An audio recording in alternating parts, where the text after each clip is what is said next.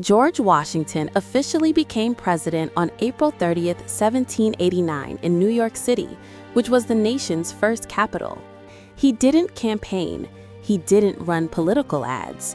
In fact, he didn't even want the job at first. But the people and leaders of the new nation trusted him more than anyone else. He had led the Continental Army to victory during the American Revolution, and he was known for honesty, discipline, and leadership. Washington set many traditions we still follow today. The title Mr. President, a peaceful transfer of power, serving only 2 terms, a tradition later made into law. But while the government was finding its feet, the country itself was still very rough and undeveloped. In 1789, most Americans didn't live in cities. They lived in small farms, villages, or frontier settlements. Homes were usually made of wood logs or simple planks, heated by a fireplace, lit by candles or oil lamps. There was no electricity, no running water, and no indoor plumbing. Water had to be carried from a well or stream. Bathing was rare compared to today, and in winter, staying warm was a daily struggle. Even wealthy homes were simple by modern standards. Life was basic and often hard. Most families grew their own food. A typical American diet included cornmeal, bread, vegetables from gardens, salted or smoked meat. Fresh food was seasonal. There were no refrigerators, so preserving food was essential. Daily life revolved around work. Men often farmed, hunted, or worked as blacksmiths, carpenters, or shopkeepers. Women managed the home, cooking over open fires, making clothes, preserving food, and raising children. Children worked too. Schooling existed, but many kids helped on farms or learned trades at a young age. Life wasn't easy. It was about survival and responsibility. Travel in Washington's time was slow and uncomfortable. There were no cars, no trains, and no airplanes. People traveled by horseback, wagons, walking, boats along rivers. Roads were often muddy, rough, and dangerous. A trip that takes 1 hour today could take days back then. Communication was just as slow. There were no phones or internet.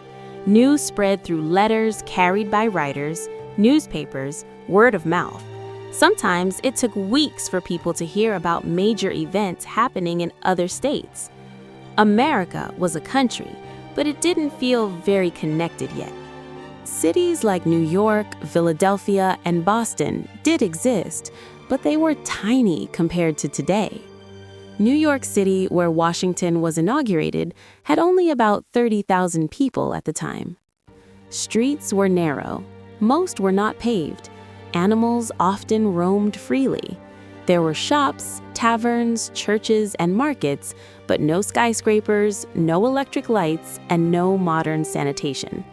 At night, cities were dark and quiet, except for the sounds of horses and distant voices. When Washington became president, the U.S. Constitution was brand new. The government was still being organized. A court system had to be built. A national economy had to be created. Laws had to be written. There was no powerful military yet, no massive cities, no global influence. America was small, fragile, and uncertain. But Washington's calm leadership helped give people confidence that the country could survive.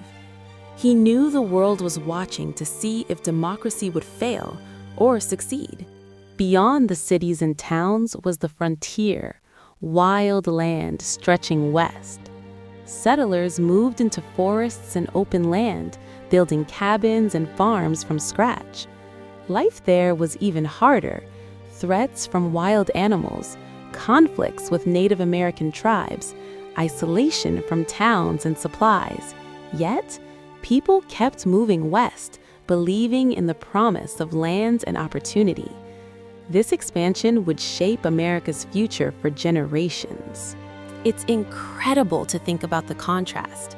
In government halls, leaders were designing a system of democracy that would influence the entire world.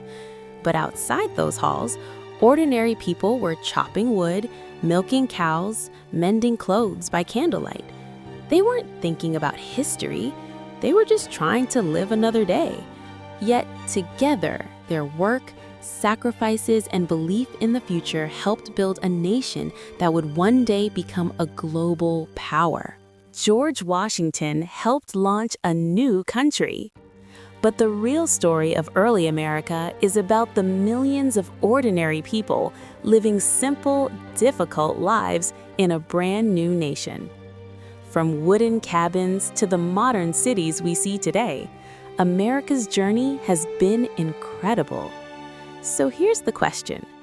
If you could travel back to 1789 for 1 week, do you think you could survive life in George Washington's America?